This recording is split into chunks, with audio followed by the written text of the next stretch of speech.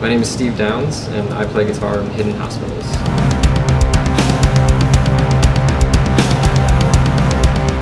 So I graduated from CF in 2004. Seems like a long time ago. I was playing in a band at the time called Every Way, Shape, and Form. And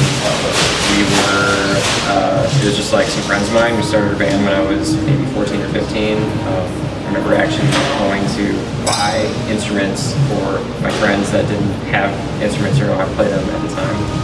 And we just started to learn together and started playing cover songs, kind of like Nirvana. Everybody does that when they first start out. We started writing our own music. We put out a record when I was in high school.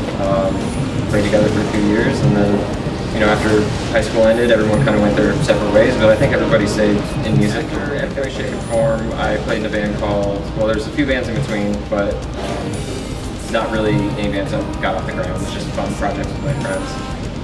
The next band I was in that really did anything was called Spirit of the Stairway, and we were based here in Cedar Falls as well. We toured around just nationally for a couple of years. We put out an EP and I think 2 EPs, and then had some new stuff kind of in the pipeline. We're going to put out another record, but people just kind of got tired of what we were doing, and the band members, we just wanted to move on and do other stuff. And so the same thing kind of happened with that band. Just everybody stayed in music, but kind of just never stuck in ways and started other projects. After that was when I joined Demira. That would have been maybe 3 years after high school. And we toured quite a bit. I spent a lot of time in New York. That band was based in New York. We wrote and recorded and released a record about a year after. The serious band was definitely Spirit of the Stairway. We got together and recorded an album immediately, booked a tour immediately. We left. I think our first tour was 2 months long. It was great. It was the first tour I'd ever been on. I absolutely loved it. Like I said, the band was around for a few years. Toured pretty regularly. Kept on writing and recording. Demira was a lot different than that band. Spirit of the Stairway was very DIY. We did everything ourselves. Booked all of our tours. We recorded here in town locally and produced our own records. But when I joined Demira, we were booked by an agent, and we spent what felt like more sporadic amounts of time on the road. It was a very different experience, like being affiliated with the label as compared to just doing everything ourselves. Broke up. The singer Dave and myself, we moved from New York to Chicago. We actually did that towards the end of Demira, so we were already located in Chicago. And when Demira decided that we were just going to be done and turn the page, we decided that we were going to start a new band, just a fresh slate. And we had asked one of our friends, who's a drummer, his name's Jared. We asked him to come out from New York and play drums with us, and the band didn't. He wanted to keep doing music, and he didn't really have any music options or anything going on in New York, so he came out. And we found our bass player and just started playing music that Dave and I had been working on for I guess it might have been like a year before we actually recorded anything and started going. But Hidden Hospitals formed in Chicago and has been the same group of people. Everything's a learning experience, so whether it would be different people or the same people, I think everybody grows as a musician.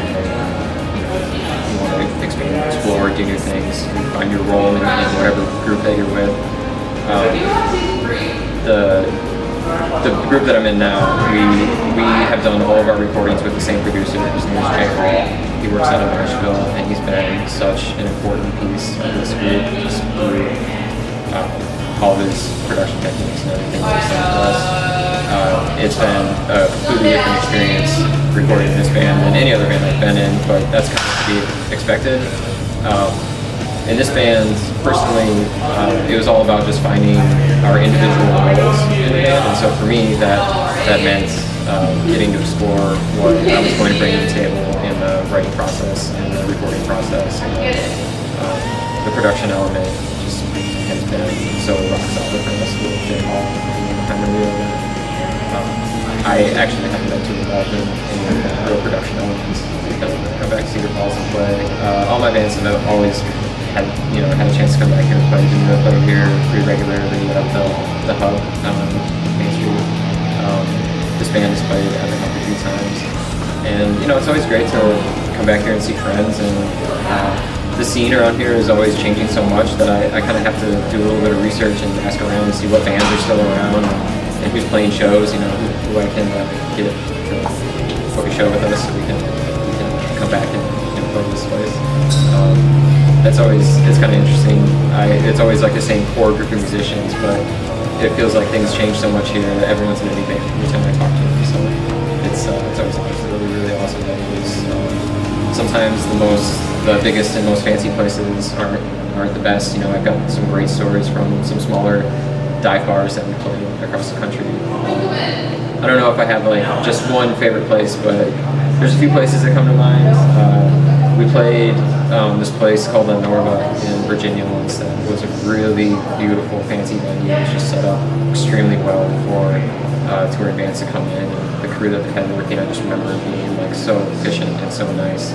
And it was really awesome to like see how something could work on a large scale like that so well. So I really found memories of that experience. But on the flip side, we've played some really small places that have just been completely packed with people that are just really excited to be in front of a live band, and just see live music, and that's equally as exciting. It's just to be around people that want to see music. It doesn't matter what the environment is. Like dive bar can be just as awesome as the most amazing, beautiful, large venue that you that once. That was in Rapid City, South Dakota. I actually cut I kind of have a scar from it right there. I don't know how it happened. I just, on my strings, just missed or something, and my finger cut open and I bled all over my guitar. Had to spend about a day putting that out. It was kind of gross. That wasn't too serious. I didn't need stitches or anything, so it wasn't too bad. That might be the most serious injury that I've had was I was 6 years old when I started playing guitar. I remember going up to my mom and telling her that I wanted to start playing guitar. And music was always a big part of my family. Everyone was a musician and so she said, okay. And we went to the guitar store at the time. I think it was called G&G Music. It was over on the border of Cedar Falls and Walnut. And we bought this little miniature acoustic guitar that was meant for kids of my age. And I still have it. I'll never get rid of it. I still play it every once in a while. It's awesome to just have it and look at it. I had it for 24 years now. It's kind of crazy to think about it. But I have quite the collection at this point. I don't really sell guitars. I buy them with the intent of just thinking like, okay, if I like this, I'll keep it. If I don't, I'll get rid of it. But I just kind of acquire more and more. And I think any guitar player will tell you that that's what happens. You buy gear and keep it. Right now, my main guitar is Gibson SG. I've had the same one since high school. It's kind of, anybody that's really seen any of my bands or followed my bands at all will know that that's the guitar that I always play. I would probably look silly to them without holding it. I've been through a lot. I've used it all the tours that I've done with music bands on. I'll never get rid of that guitar. It's just a lot of history, personal history, and nostalgia. I'll say it was natural to go into filming music videos. It was definitely, the first time I had done anything like that, I didn't know what to expect. Fortunately, I remember the crew that we were working with and some of my family members at the time had, they were familiar with the process and kind of talked about what it was going to be like.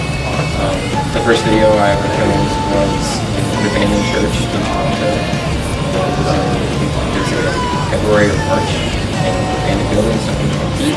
So it was very cold. I remember that we were freezing the whole time, so I was not prepared for that. But you kind of learn the ropes. You learn what's going on. You learn what to expect. And it's going to be different with every producer that you work with. Just like anytime you create something, that's going to be a different process. I've done a few videos now, and I can definitely say that they've all been completely different. Like, in the way I would just say play a lot. You know, play your instrument a lot, write a lot of songs, you know, make a lot of records, and do, you know, spend as much time with it as you can. If it's what you really want to do, then that's what it takes. It just takes a lot of time commitment. It does a lot. It goes a long way to sort of figure out, you know, how far you want to take it and what exactly you want to accomplish. Having a plan in general for anything is always a good first step, but you know, there's going to be things that you just learn along the way, things that, you know, teachers aren't going to be able to teach you, or, you know, your friends aren't going to have experienced yet, so you're going to be finding out a lot of new things together. You know, the music industry is always changing. I don't think that there's any, you know, single piece of wisdom that I can give anyone to succeed on whatever endeavor they're trying to succeed in. But, you know, if generally, like, if you're happy doing what you want to do, and you know that that's something that you want to, you know, do for a long time, then just put as much time in it as you can. And if it's what's making you happy, I think it just comes naturally. Check out our latest full length called Surface Tension.